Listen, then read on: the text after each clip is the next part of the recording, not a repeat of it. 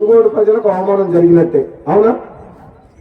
నన్ను గెలిపించుకున్న ప్రజలకు నన్ను అవమానిస్తే వాళ్ళు అవమానించినట్టు కదా.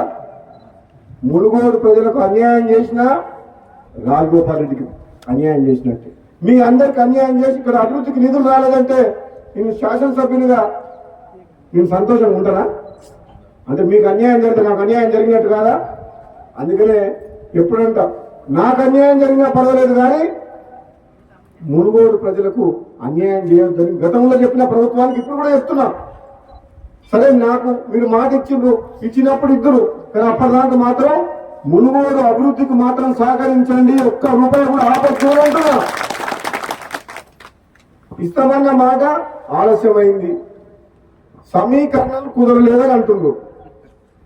ఎందుకు కుదురుతారో సమీకరణలు? మనసు ఉంటే మార్గం ఉంటుంది. ఎవరు పుల్ల పెడుతూ రాకుండా ఎందుకు కుదురుతారో సమీకరణలు?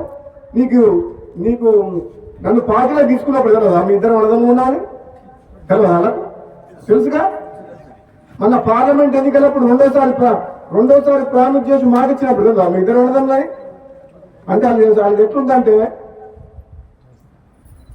ఒడ్డు దాటినాక ఓడమల్లయా, కొడు దానిలో బోడమల్లయా అన్నట్టుంది. ఇప్పుడు సమీకరణం కుదురుతలేవని మన బట్టి విక్రమార్క గారు అంటున్నారు. ఏం కుదురుతలేవు? 9 మంది ఎమ్మెల్యేలు ఉన్న ఖమ్మం జిల్లాలో 3 మంత్రులు ఉన్నారు. ఎంతమంది ఉన్నారు?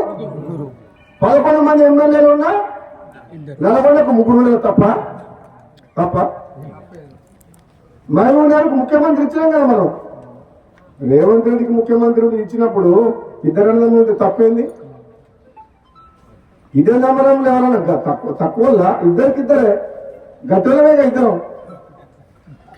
నేనేమంటున్నా, పదవి ఎవరికి ఎప్పుడు ఇవ్వాలనేది కాంగ్రెస్ పార్టీ అధిష్టానం నిర్ణయం తీసుకుంటుంది.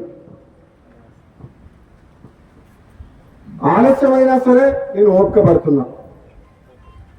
పదవుల కోసం పాటులాడే వ్యక్తిని కాను. నేను ఒకటేమంటున్నాను, ఈ ప్రాంతం ప్రజలు గతంలో ఎమ్మెల్యే గెలిపించినప్పుడు మనకు ప్రభుత్వం లేదు, టీఆర్ఎస్ ఉండే.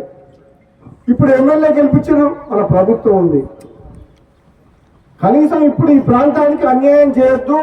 ఈ మునుగోడు నియోజకవర్గంలో అన్ని రంగాలు అభివృద్ధి చేయాలి.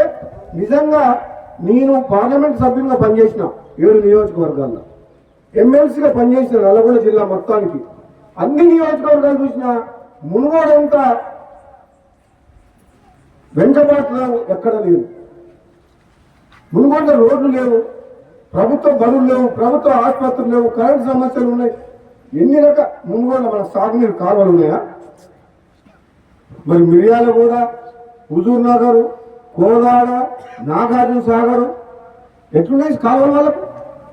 అంటే ఇక్కడ మనం డిండి లిఫ్ట్ ఇరిగేషన్ కోసం ఎన్నో ఏళ్ళ నుంచి కొట్లాడుతున్నాం. కమ్యూనిస్టులు కూడా పాదయాత్ర చేసి పోరాటం చేసిండ్రు.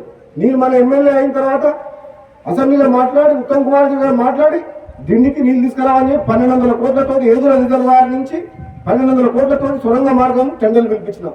మన శివన్న కూడా రిజర్వాయర్ కంప్లీట్ అయితే ఈ మునుగోడు ప్రాంతం మొత్తం డిండి లిఫ్ట్ నుంచి 2 లక్షల ఎకరాలకు సాగునీరు వస్తుంది.